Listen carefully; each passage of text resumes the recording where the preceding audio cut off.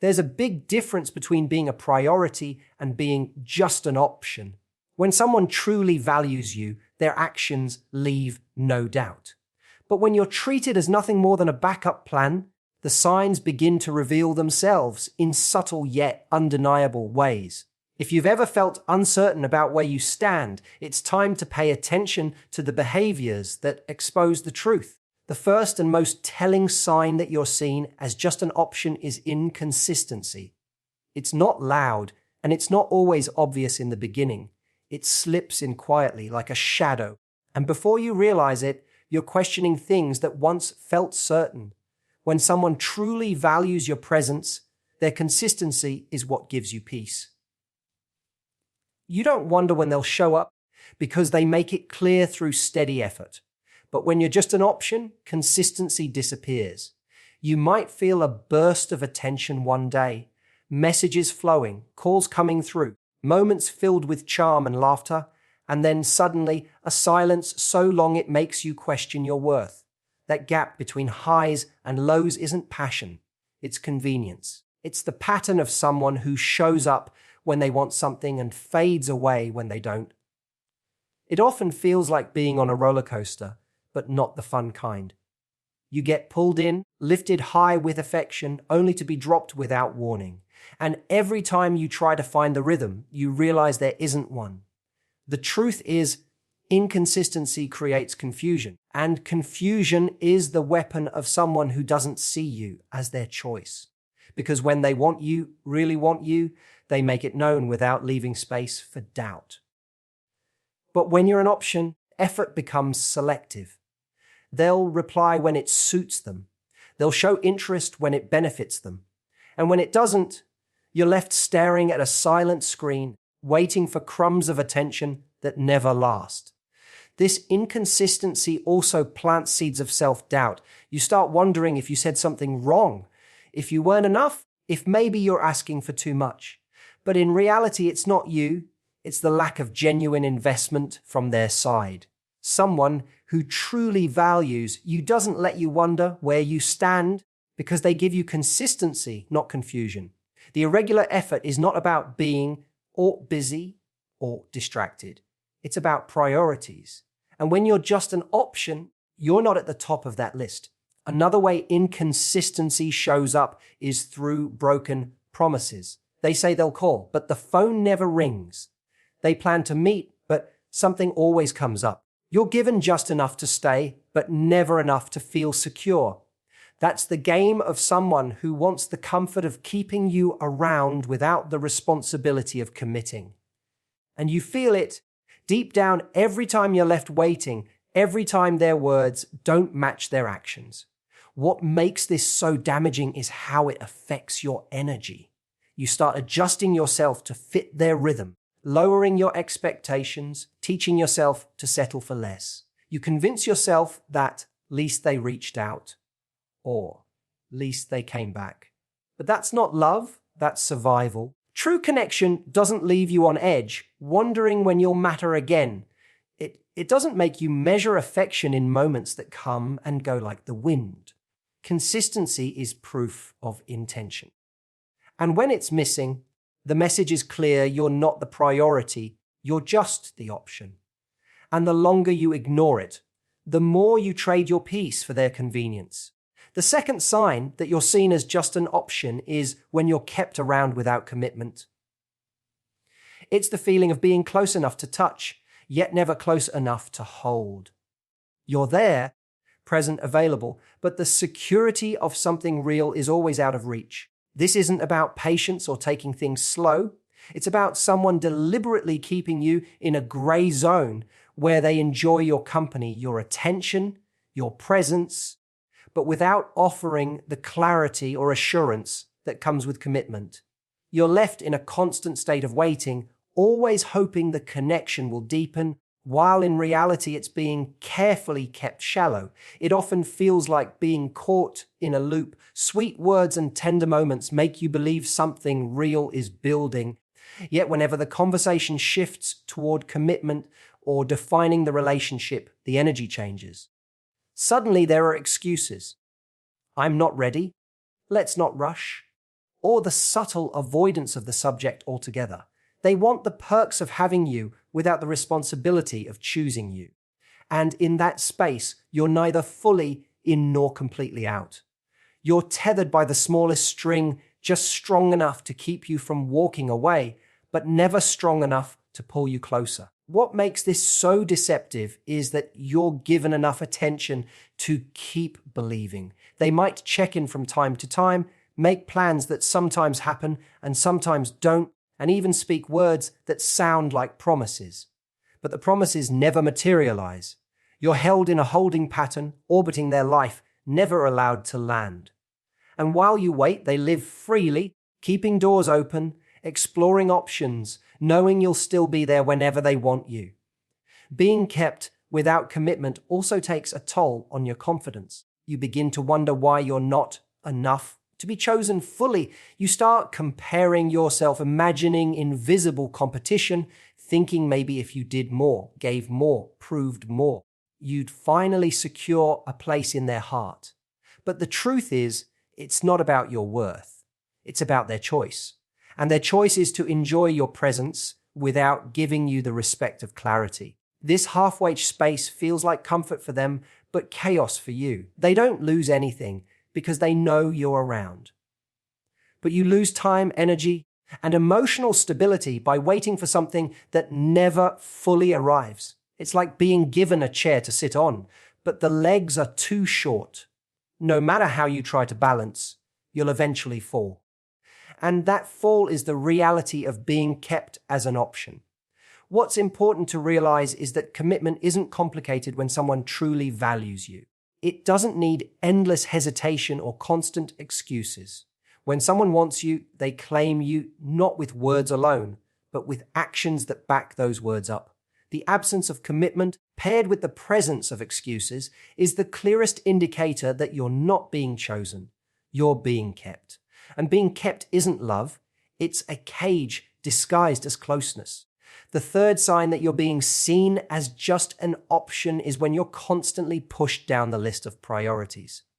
At first, it may feel small, maybe they cancel plans because something else came up, or maybe they take hours, sometimes days, to respond while being active and available for others.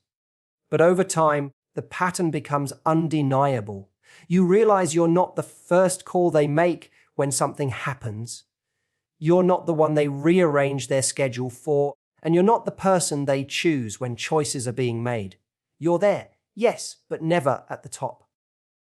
When someone truly values you, they carve out space for you in their life no matter how busy things get. They might not be able to give you every second, but they give you intentional moments that leave no doubt you matter. But when you're just an option, your place is fluid. You're there when it's convenient and forgotten when it's not. Their energy is invested elsewhere, whether in friends, work, distractions, or even other romantic pursuits, while you're expected to be patient, to understand, to wait until they have time. It creates an imbalance where you're always reaching out, always adjusting, always making room for them, while they barely shift to make room for you. What makes this behavior so painful is how it slowly conditions you to expect less. You start justifying their absence. You tell yourself they're busy, they're stressed, they're dealing with things you can't see. You make excuses for the way they place others before you. But deep down, you feel it, that sting of not being chosen, of always being the afterthought. Love isn't about being put first every single time, but it is about being considered, being valued, being prioritized in ways that show your presence matters. When you're constantly left behind, it's not an accident. It's a reflection of where you stand in their life. You'll notice this lack of priority in the small things too. The texts that go unanswered while they post online. The plans that are easily cancelled with little remorse. The way they'll light up for others, give energy to others while you get whatever is left at the end of the day. It becomes clear you're not the choice, you're the backup, and no matter how much you give, that place doesn't shift unless they decide it's worth shifting. The danger here is in how easy it is to accept scraps when you want something real. You begin to settle for the bare minimum, grateful for the smallest effort because it feels better than nothing. But that's how being an option traps you. You're starved of consistency, so even crumbs feel like a feast. The truth is, being placed last is never a mistake, it's intentional. Priorities reveal themselves without words. And if you constantly find yourself waiting, watching them give more to others than they ever give to you, then you already have your answer. You're not their priority, you're simply their convenience. The fourth sign that you're only being treated as an option is emotional unavailability and avoidance. It shows up in ways that can be confusing at first because everything else may seem fine on the surface. They'll laugh with you, spend time with you, even share casual conversations. But when it comes to opening up, to letting you see their true thoughts, fears, or feelings, there's always a wall. It's not that they can't talk, it's that they don't want to with you. They keep things light, safe, surface level, because deep connections require intention, and intention only exists when someone sees you as more than an option. Yeah. You might notice how every attempt you make to get closer emotionally is deflected. Ask deeper questions and you'll get vague answers. Share your own feelings and you're met with silence or a quick change of subject. Bring up concerns about the relationship and suddenly they're too tired, too busy, or too uninterested to address it. This avoidance isn't about timing, it's about choice. They choose to withhold because allowing you in would mean acknowledging you as something real, something significant. And that's not what they want. The problem with emotional unavailability is the false sense of connection it creates. They give you just enough to keep you hoping. They may tell you small personal stories or show bits of vulnerability here and there, but it never goes deeper than what they're comfortable with. It's like being allowed to stand in the doorway, but never invited inside. And that doorway begins to feel like progress, when in truth, it's only a barrier dressed up as intimacy. This avoidance becomes especially clear during conflict. Whenever an issue arises, instead of facing it, they withdraw. They ghost for days, they minimize your feelings, or they use distraction to steer away from the topic. For someone who truly values you, conflict is uncomfortable but necessary because they want resolution, they want to protect the bond. But for someone who sees you as an option, avoiding the issue is easier. They don't want to invest that energy because you're not the place they're choosing to build. What's most damaging is how emotional unavailability makes you question yourself. You may think you're too needy, too emotional, too demanding, when really all you want is a genuine connection. You begin silencing parts of yourself just to keep the peace, teaching yourself to accept half love because full love is being withheld. And slowly, you start to feel like you're too much, when in reality, they're simply giving you too little. Emotional avoidance is one of the clearest signs of being an option because emotions are the foundation of any lasting bond.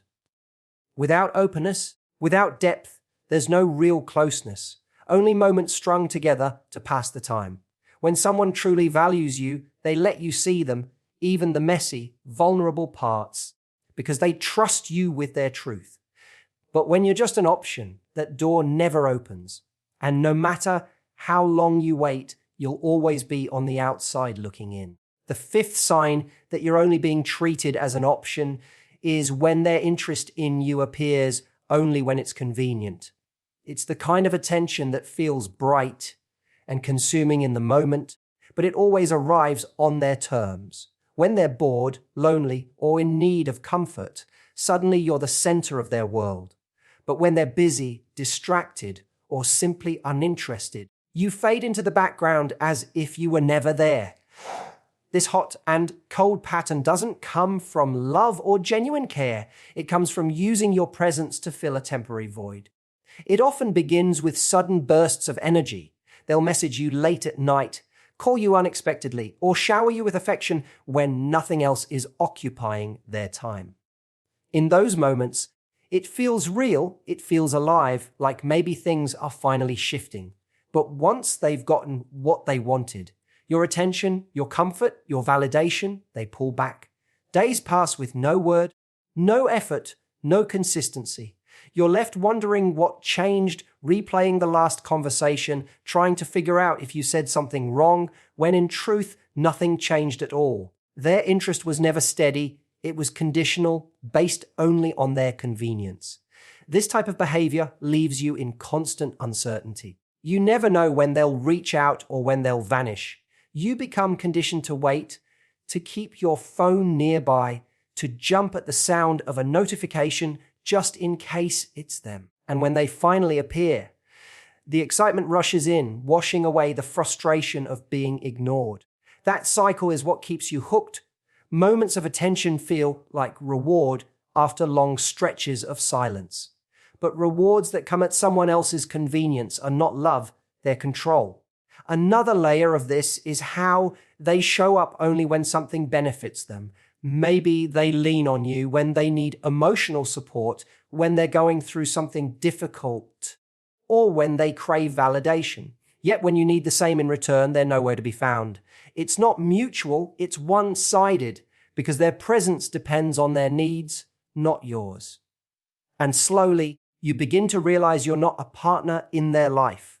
You're a tool, a temporary distraction, a convenient escape from their loneliness. What's especially damaging is how this inconsistency makes you lower your standards. You start accepting fragments of attention as if they're proof of care. You tell yourself, at least they came back, instead of asking why they left in the first place. You measure your worth by the moments they decide to give you, instead of realizing that true worth is recognized through steady, intentional effort. Genuine interest doesn't disappear when it's inconvenient. It doesn't vanish when distractions arrive. Real care is shown in the times when it's difficult, when it requires effort, when it means choosing you even when other options exist. If someone's presence feels like a switch on when it suits them, off when it doesn't, that's not devotion, that's convenience. And convenience is the language of someone who keeps you as an option, not as a priority. The sooner you recognize that pattern, the sooner you can stop waiting for borrowed moments of attention and start demanding the consistency you truly deserve. The sixth and perhaps most undeniable sign that you're being treated as just an option is the lack of respect for your time and your value. Respect isn't about big declarations or grand gestures. It's shown in the small, consistent ways someone treats you. When they value you, they show up when they say they will, they honor your presence, and they recognize that your time is precious. But when you're only an option, that respect slowly erodes. They cancel plans at the last minute, they keep you waiting without explanation, they ignore your boundaries, and they act as though your life revolves around their convenience. Your time becomes negotiable to them because in their eyes you're not the priority. You'll often notice it in the way they communicate. They take days to respond to a simple message, yet expect you to answer instantly when they reach out. They leave you hanging, unsure of when or if they'll get back to you, yet act offended if you don't immediately make yourself available. That double standard is the clearest indication of disrespect. It's not that they can't respond, it's that they don't care enough to. And still, you find yourself giving them chances, thinking maybe this time it'll be different, but it never is. This lack of respect seeps into how they handle plans with you. They'll cancel without apology, reschedule without concern, or show up late as if your time has no weight. At first, you might excuse it. Maybe they're busy, maybe they forgot, but the pattern makes it clear they don't value what you bring to the table. Because when someone sees you as a priority, they don't play carelessly with your time. They protect it because they know it's a reflection of how much they value you. Beyond time, the lack of respect extends to your worth. They might make subtle comments that undermine your confidence, ignore the effort you put in, or minimize your needs. You begin to feel invisible, like no matter what you do, it's never fully seen or appreciated. That's the cruel reality of being kept as an option. You give more than you should while receiving less than you deserve. And over time, it chips away at your sense of self, making you question whether you're asking for too much, when in truth, you're asking for the bare minimum respect. What's most dangerous is how easily this kind of treatment becomes normalized. You start to adjust to it, convincing yourself that this is just how things are. You stop expecting effort, you stop demanding respect, and instead you learn to live off the crumbs you're given. But deep down, you know that's not love. Respect is the foundation of every meaningful connection, and without it, there is no stability, no growth, no future. When someone truly values you, their respect is evident. They honor your time, they listen to your words, they take your feelings seriously. But when you're just an option, that respect is absent, replaced with carelessness and disregard. And that absence is the loudest truth of all. You are not where they've chosen to invest their heart. In the end, the truth always reveals itself through actions. When someone sees you as just an option, their patterns become clear. Inconsistency, lack of commitment, placing you last, shutting down emotionally, showing up only when convenient, and failing to respect your time or value. These signs aren't mistakes, and they're not coincidences. They are choices, and those choices tell you everything about how they see you. The danger lies in ignoring those signs, in convincing yourself to wait a little longer, to hope they'll change, to settle for fragments of attention. But every moment you spend accepting less is a moment you deny yourself the love and respect you truly deserve. Being an option will always leave you empty because your worth was never meant to be negotiable. The right connection won't make you question where you stand. It won't leave you guessing, waiting, or settling. When you are truly valued, you'll feel it in the consistency, in the commitment, in the way you are chosen. Not sometimes, not when it's easy, but always. The lesson is simple but powerful. Stop waiting to be chosen by someone who keeps you as an option and choose yourself instead. Because the moment you do, you'll realize you were never meant to be anyone's backup. You were meant to be the priority.